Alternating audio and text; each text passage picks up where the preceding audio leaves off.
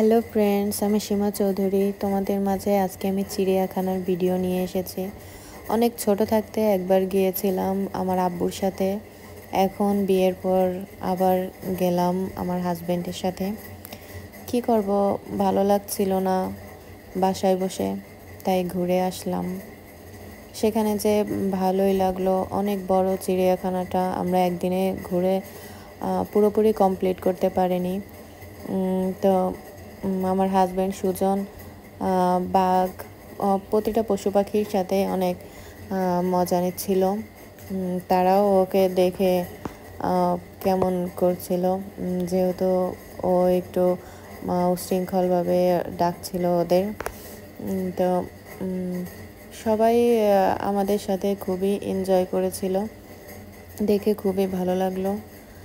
এরপর আমরা সেখান থেকে ফিরে আসলাম মেট্রো রেলে ওঠার উদ্দেশ্যে। আমার চ্যানেলটি আপনারা সাবস্ক্রাইব করে আমার পাশে থাকবেন। আর আমার ভিডিওগুলো কেমন হয় আমাকে অবশ্যই কমেন্ট বক্সে জানাবেন। আর আপনারা কেমন ধরনের ভিডিও দেখতে চান সেটাও আমাকে কমেন্ট করতে পারেন। দেখেন, সুজন কবুতরের সাথে কথা বলছে। আমি তো এখানে মুট করে রাখছি।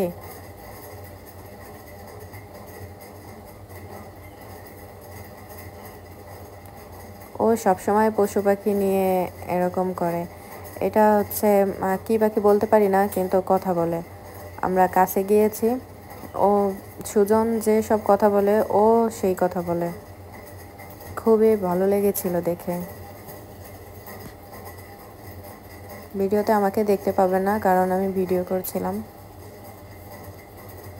সুজন আমাদের বাসায়ও পশু পাখি নিয়ে এরকম করে, ছেলে মানুষের মতো।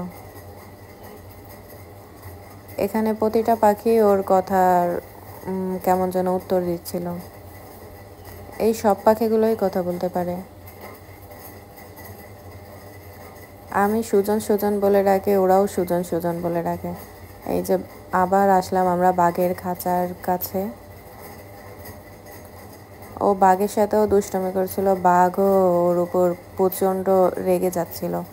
তারপর আসলাম আমরা জিরাফের কাছে। সবগুলোই ঘুরেছি। এত ভিডিও তো দেখানো সম্ভব না, আমি আপনাদের শর্ট করে দেখিয়ে দিচ্ছি।